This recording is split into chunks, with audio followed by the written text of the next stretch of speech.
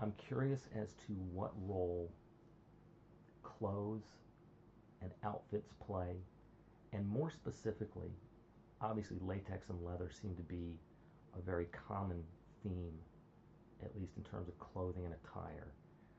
Do you get a different sense of power, of authority, of of ability depending on what you wear? Well, I'm sure you've heard the saying, the clothes make the man. The same goes for the dom. I find that depending on what I'm wearing, I could take a completely different attitude towards the play. When I'm in leather, I feel extremely powerful, just just rough and ready to go.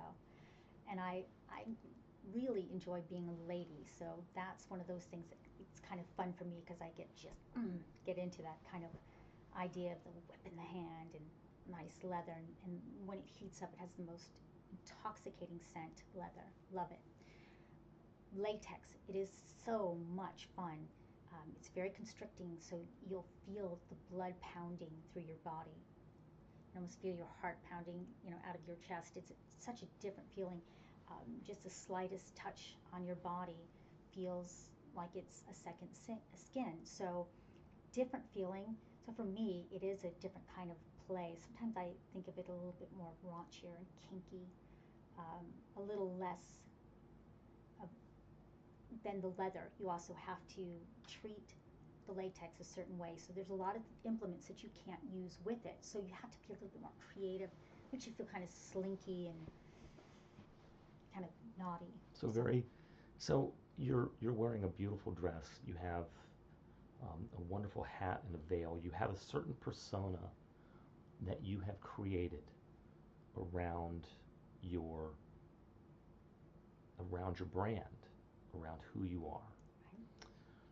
When you're out in public, so you mentioned before that prior to actually allowing a submissive or a fetishist to serve and engage, that you will meet them in a very vanilla setting, very sophisticated setting. Um, when you go to something like this, how do you approach it, and what do you do to help the submissive have a high level of comfort that you will not be the type of dominatrix that shows up and makes a scene? What assurance do you give them, and how do they react to it? Well, like I said, we have conversations first. They're also given a detailed bio about myself and the expectations I have. So they're kind of briefed beforehand on what my protocol for them is, the expectations of how they will behave in public. So that kind of sets the tone for what they should expect from me. I'm always going to behave like a lady. I'm not going to go into public to meet them for the first time dressed all in black, veil over my face. I'm actually very proud of what I do. I think that kind of keeping myself covered adds a little more mystery, but you will definitely tell that I'm a little bit different than the rest of the women that walk in. I just, that confidence that I have, that I absolutely love, that comes from doing this. But I'm going to make sure that there's a time and place for everything. So where we will be is where I will fit in. That person within just a few minutes will be at ease because that's just who I am. I am not going to jump into role right there at the table. So, we're going to have a real conversation, which is why it's important to have someone that can have a conversation. I don't find it at all entertaining to sit with someone that just stares. So, I want to be stimulated. I want to have a nice conversation through my meal. I want to know about that person. So let me ask you, that brings us to another part, because in all of this, we've talked about the physical aspect, we've talked about the psychological aspect, we've talked about the interaction between the submissive or the fetishist and the dominant. But you have referred several times, and I've sort of alluded to it several times, that there's also a high level of sophistication in this.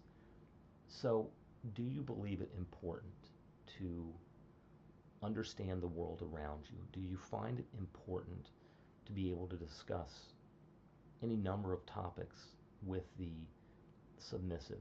And does it give them a sense of ease and comfort knowing that the woman they're interacting with is not a single dimension person?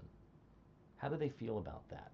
Does that build their excitement when they know that the woman they're dealing with is very well informed? I hope so.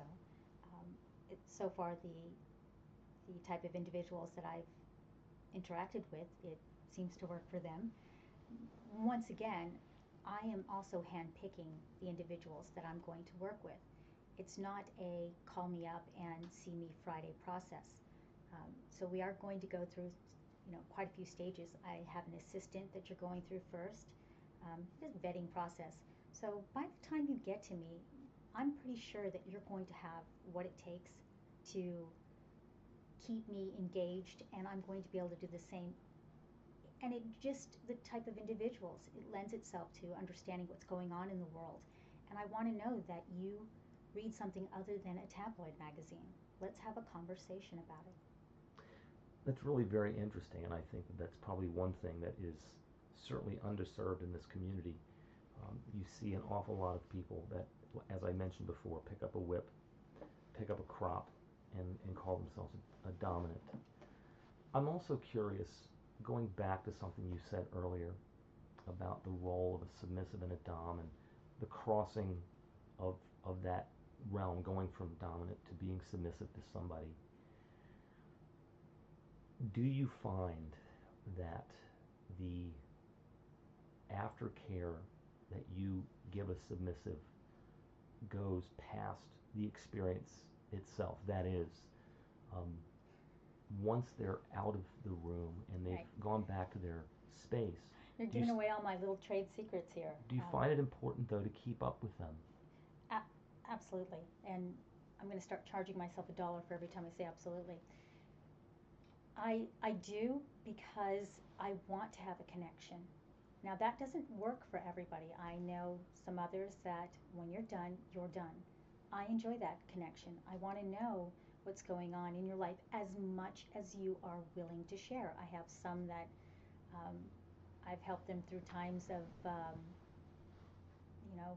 unemployment, other issues in their life, even some that have been, injured or ill, and I like to be able to help them. That's sometimes when they need someone to be really strong for them and say, you know what, enough, enough, we're done, we're going to get back out there.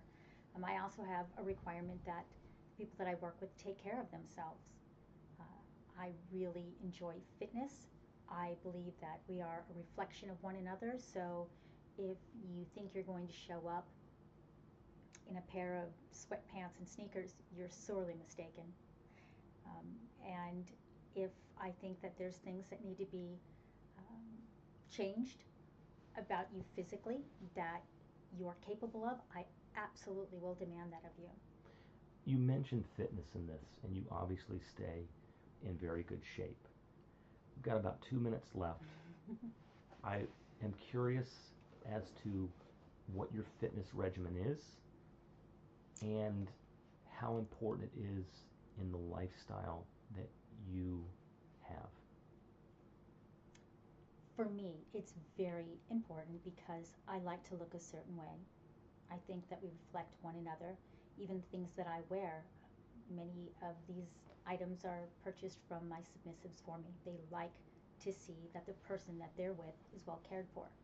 So I'm not going to hang a beautiful um, $1,000 outfit on a body that is poorly cared for.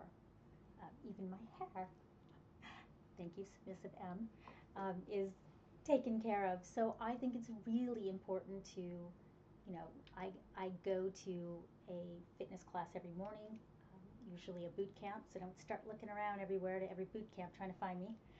Um, but I think that it's really so important mentally and physically to get out there and keep that body going, keep the mind going. So hit the gym if you want to hit it with Do me. you encourage, that's very interesting, do you encourage your submissives to also be physically fit, and does it help them um, in their interaction with you? Now, let me first say really quickly that I honestly think that people are beautiful in the state that they are. I really truly find beauty in everybody that I see. And I think if people open their eyes, they can see that too. When I want somebody to be fit, it's because it is the best thing for them, their health. I don't mind seeing somebody that, I mean, I've had submissives that have other physical issues, so I don't look at that as something they have to change. But if I think it's going to help you in your life, absolutely, I will push you in that direction. But the state that you are in, for me, I think everybody is beautiful. I thank you for your time today. I think the interview has been very insightful. I think it's been very engaging. I think it gives us a very good idea as to who you are as a dominant, Thank who you. you are as a person. I would encourage people to go to your website, And Black. send questions, send more questions. I think that they've done a wonderful job today, sending in some really tough ones. Absolutely. So I'm looking forward to answering more of them. And your website is blackwidowfetish.com. You can be also seen on social media at Twitter, and those links can be found on your website also. I do appreciate your time. Thank you very much. Thank you.